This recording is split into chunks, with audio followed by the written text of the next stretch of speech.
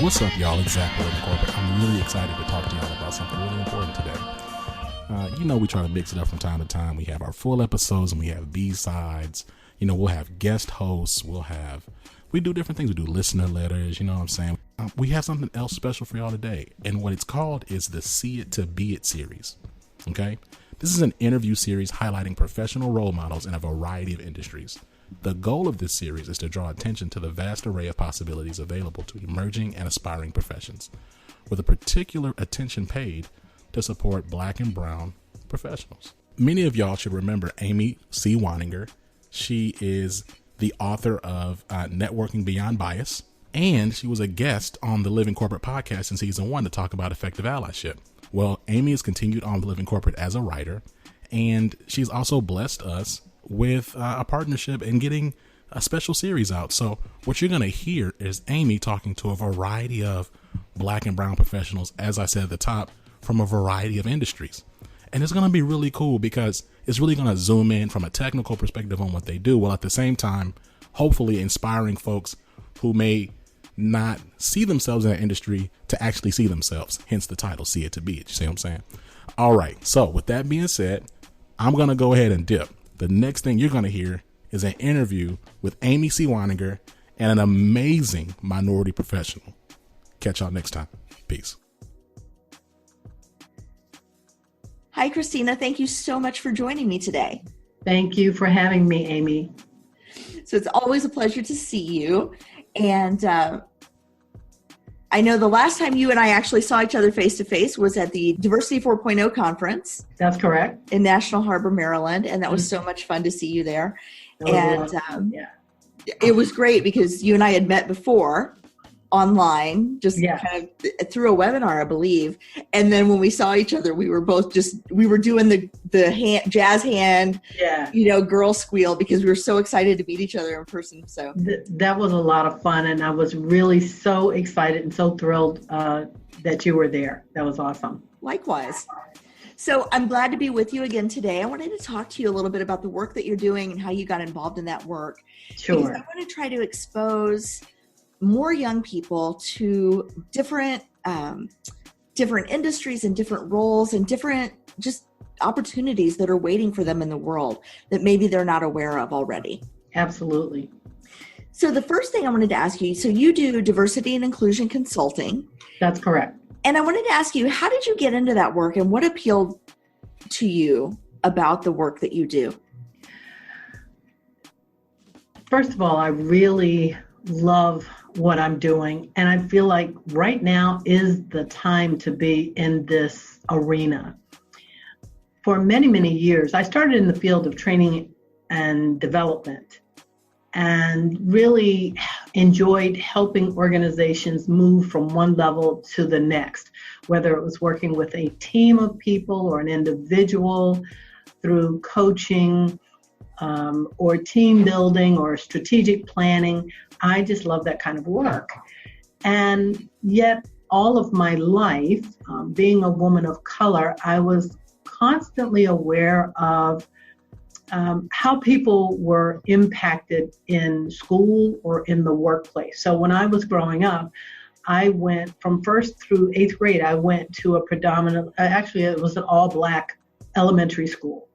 And then in high school, I went to an all-white school where there were 100 students, all girls, and only 4 African-American students. So it was a dramatic difference. And I could see the privilege that people had when I was in school that I'd never experienced when I was in elementary school. I could see the privilege and how people were treated differently. And the experience would just really open my eyes dramatically. So I carried a lot of, in my heart, this feeling of things need to be different. And I was always asking myself the question, what role can I play in this making things different? So going through the training and development, I had a real passion for learning.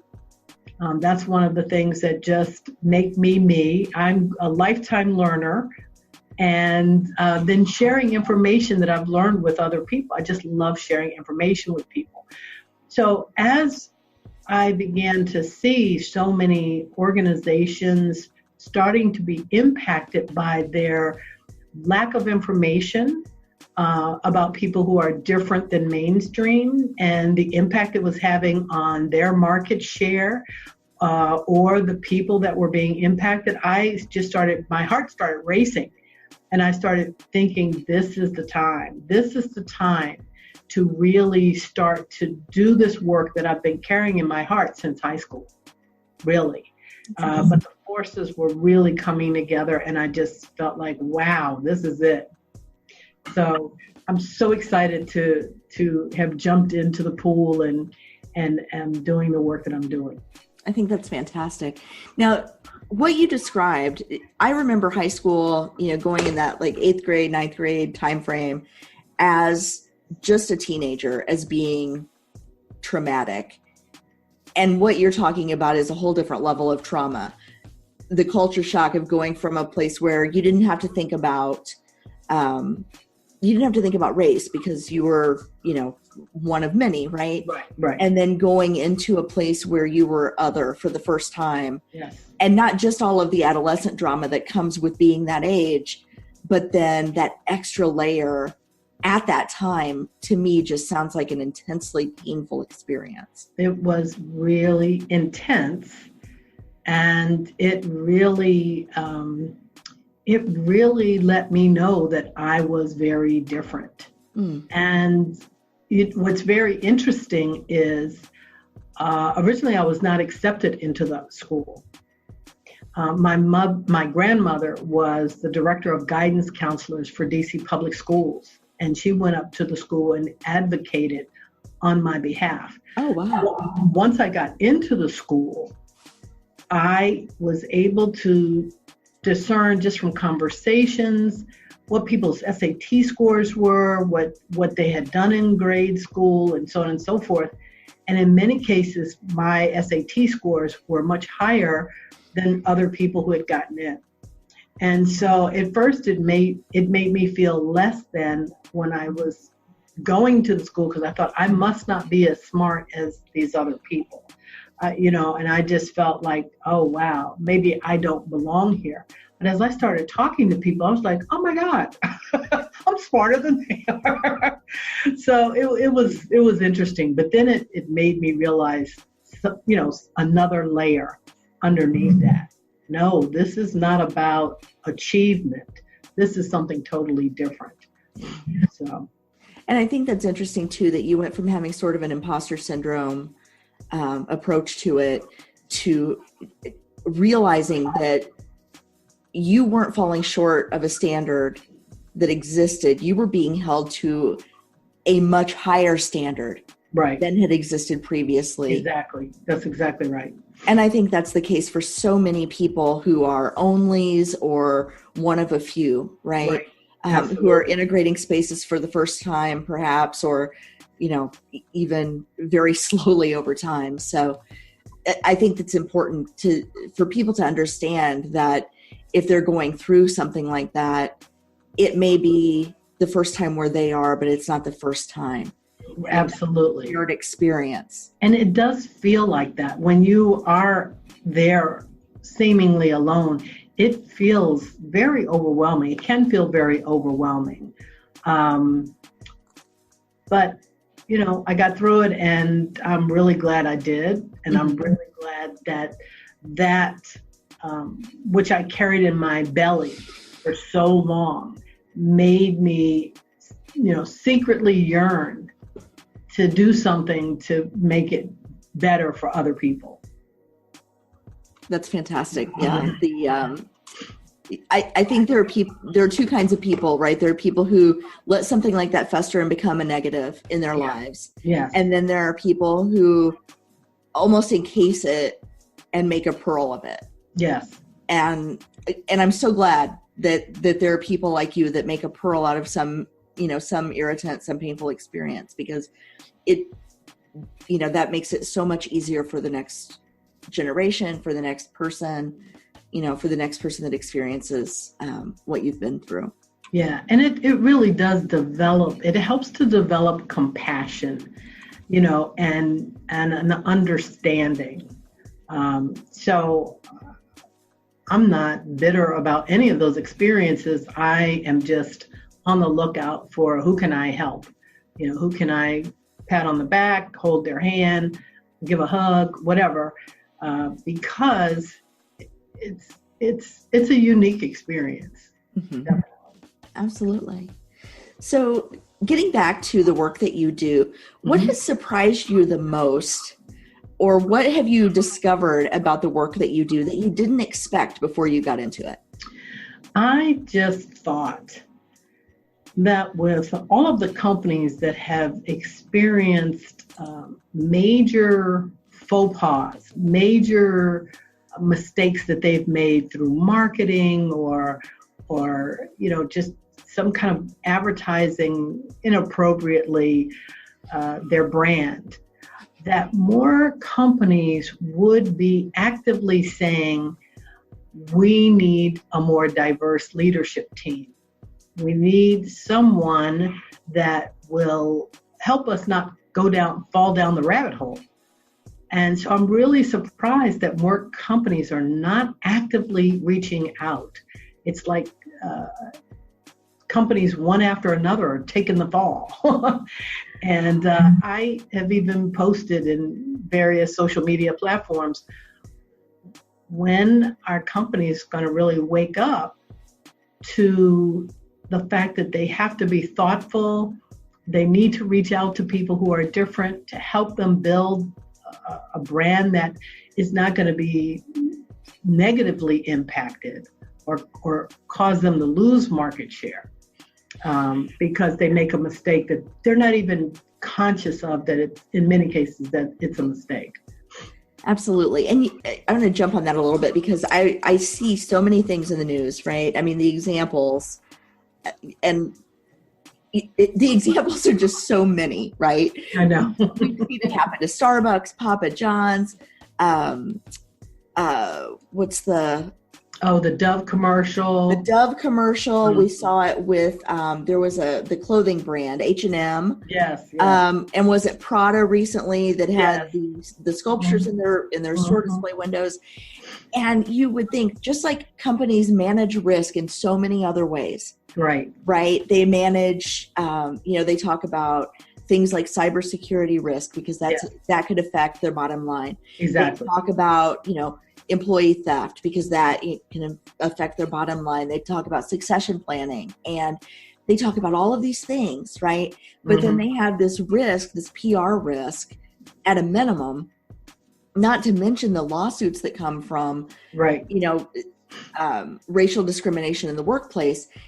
And it seems like there's this gap of understanding that that's a risk that needs to be managed in a holistic and proactive way. Yes. Just like they manage, property loss or, talent departure and turnover and things like that. So I hear a blog in the making. Absolutely. And so, so getting companies to understand that this pain point is just waiting for them to step in it. Yes. Rather than waiting until, and GM was another one in the news where they had just a horrible work environment from a racial standpoint at one of their locations. And I don't understand why a company would wait to be the next GM or the next Prada or the next H&M, why they wouldn't want to get in front of that now. Yeah. So we've got some work to do, don't we? Yeah, we do. We have a lot. And, but I think the thing that's so interesting to me is really how polarized we've become. When I look at the Gillette commercial, I thought it was really awesome, and yet it got a lot of pushback. Yeah.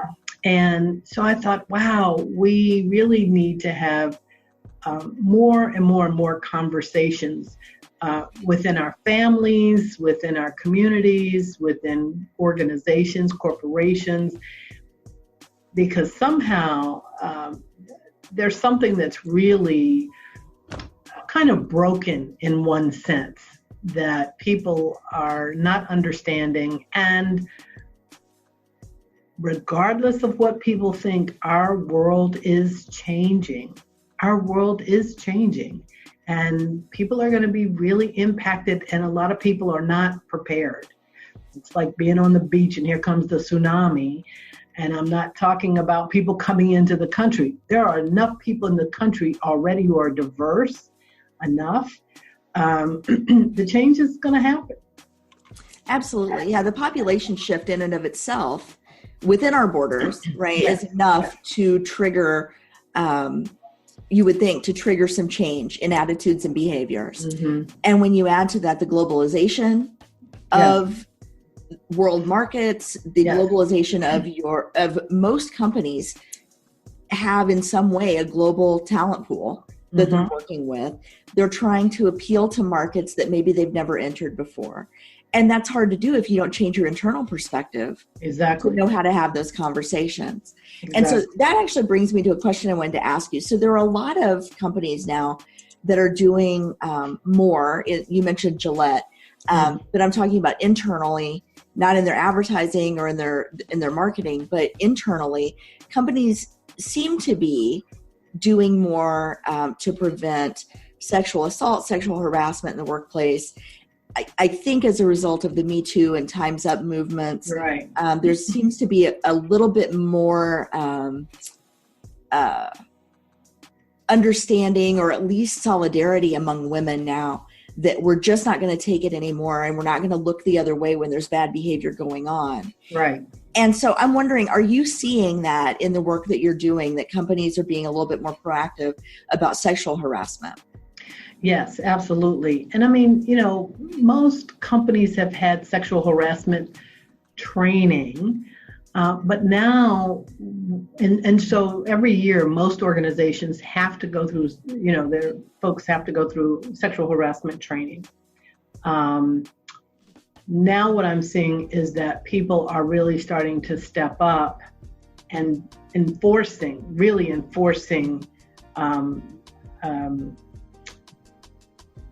this, what's been mandated, technically or through HR. I was recently hired by an organization who, this is a tech organization. It is predominantly young white males, and it's a mid-sized company. They have maybe 6 to 8 females, and the women were complaining of sexual harassment. Mm-hmm. But it's not really, it's more like they're being left out of important meetings. And so they were beginning to complain. So we're working on a strategy to have conversations with the men in the organization about, how do we change this before this becomes a real problem, Absolutely. Because if you're not including everyone in conversations, number one, they're missing out on information, so they can't do their jobs. Right, exactly. But number two, you're not getting their input, and you're not allowing them to be part of the innovation of the company. Yes. You're ignoring really valuable perspectives by shutting people out. And presumably these women were hired because they were qualified and they had something to contribute. I'm wondering too, though, and this is not my idea. I was at a conference and I was listening to someone speak, and she was talking about, why is it that we mandate sexual harassment training in the workplace, but we don't mandate racial harassment prevention training in the workplace? And I was wondering, have you seen any companies that are doing that are actually talking about racial harassment so that they don't become the next GM?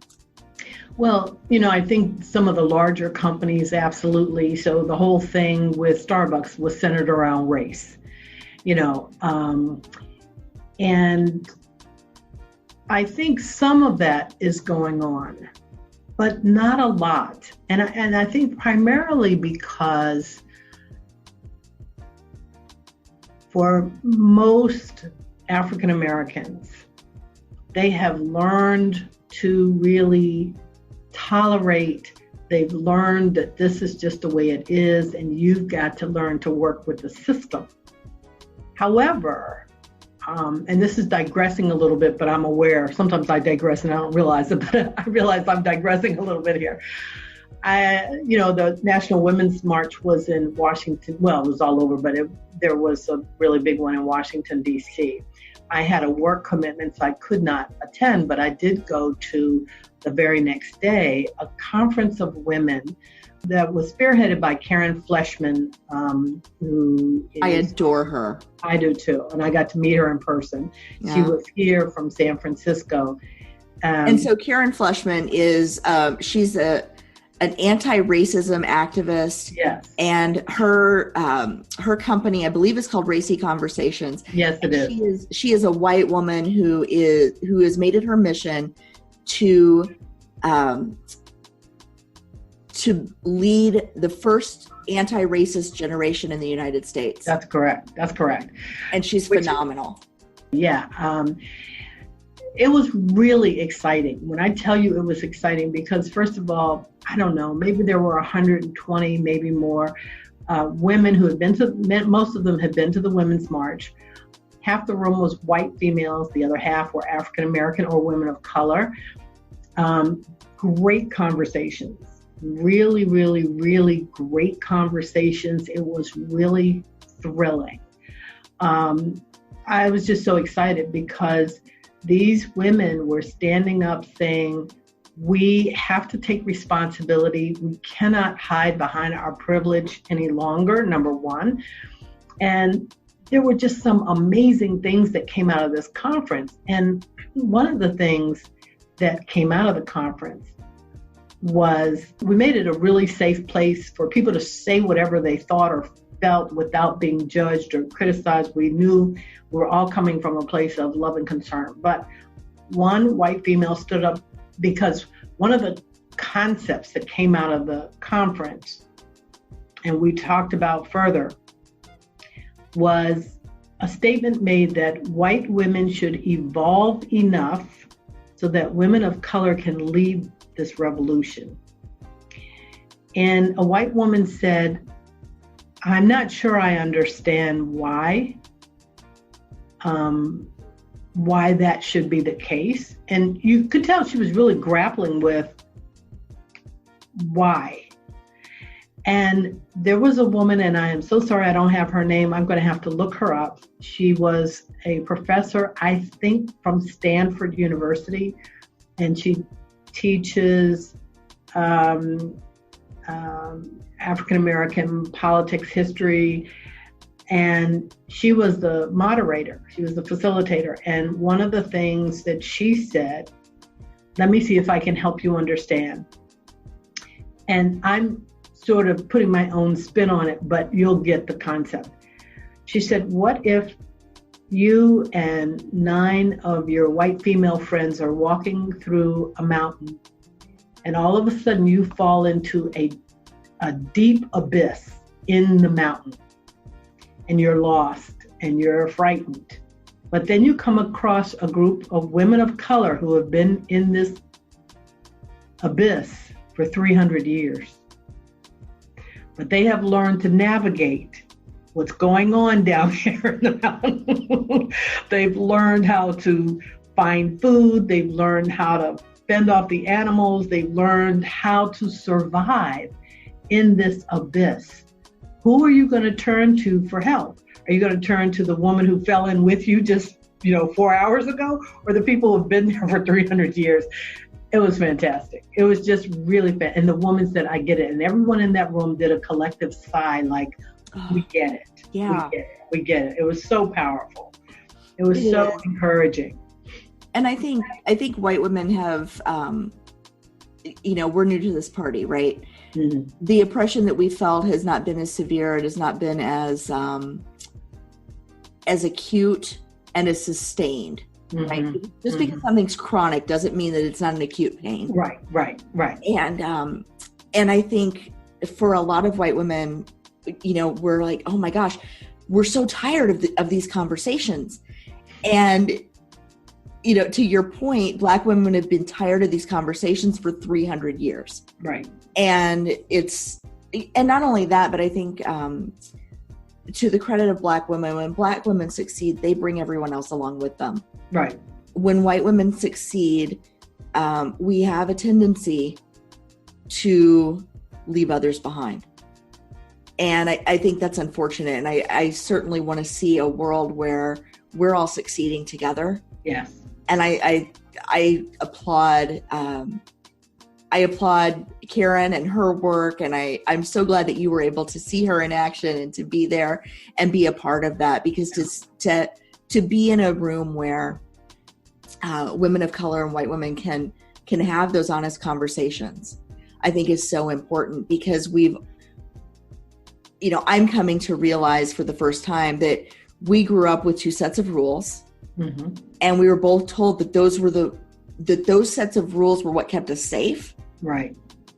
But they were also about how to be polite. Right. And so what I grew up as, this is how you go about the world and navigate being polite, I'm only now coming to realize is harmful to other people, which is exactly the opposite of what I intend to be. Right. Oh, I understand that. And it's so devastating to find out that the things that you've been taught to get you to a certain end point are the opposite of what are going to get you there. Right. And so I'm so glad that we're able to have these conversations and learn from each other and forgive each other for past transgressions and to really understand, hey, I get that your heart's in the right place, but you're doing it all wrong. Right. And somebody's there to say, to listen to that and to accept it. So it was for co-creating that space. Yeah, it was awesome. It was just so awesome. I was really so glad that I was there. It was just like, oh my gosh, incredible, absolutely incredible. That is wonderful. So I'm going to go back just a little bit. Can you tell me about if somebody wants to do work in the diversity and inclusion space, in the consulting space, in the training and development industry, where you've spent so much time, how can they learn more about that? Where can they go for information? So a couple of different things. It used to be called the American Society for Training and Development. They've changed their acronym now to ATD, which is the American Talent Development Association, I guess it is. So people can go and do some research on that. Definitely, there are all kinds of school programs now that offer training and development, organization improvement, organization development. All of those are great forays into this area. But also, even though I had done all this work in training and development for 15 plus years, probably 20, I knew that I didn't want to just jump out there and start doing diversity work. I really did some research and decided to go to the Institute for Diversity Certification. The Institute for Diversity Certification, they have, and there are other organizations, I just happen to like that particular organization, went and studied with them. At that time, it was a 3.5-day class, and then you take a national exam, and then you also have to do a project, and the project was to be certified as a diversity professional. So there are other organizations that do that, but the Institute for Diversity Certification met my needs. And I really enjoyed the process because it takes you all the way through the history of where we started, where did this all start, where are we now? And they do a lot of ongoing workshops and seminars to keep us abreast of what's happening currently in the field. And they're constantly putting out articles and information that I find to be really, really timely and helpful. So I would say definitely reach out to one of those organizations. Now that same organization is doing online training. So I had to actually go out to Indianapolis. It was cool because I got to meet some people that now I can network with. And if I'm in a situation where I'm pondering, I can pick up the phone and call someone that I've made a connection with. But you can also do that training online now. So I think that's great. And what about organizations? Are there any organizations that exist specifically to help people of color connect or feel a part of something bigger in the training and development industry, because I think for a lot of folks, if they don't, they might be the only where they are and not realize that there's this big world out there of people that can support and help them. So that's a really good question. And there are a couple of things. One is, even if you wanted to just network with SHRM, the national organization of human resources professionals, there are lots of African American leaders who are in those roles. So that's another option. And like I said, the American Talent Development Organization as well. And within those groups, they have networking groups. Oh, okay. Yeah. So within the broader, there's like a broad organization, and then there's special interest groups or affinity groups within those larger professional associations. Yes, absolutely. Excellent. Right. Well, Kristina, thank you so much for your time and your wisdom and your insights today. This has been, from my perspective, a phenomenal conversation. I look forward to many more with you. Absolutely. Thank you so much, Amy. I really appreciate the work that you're doing. And yes, I hope we get to chat again soon. Thank you. Living Corporate is a podcast by Living Corporate LLC. Our logo was designed by David Dawkins.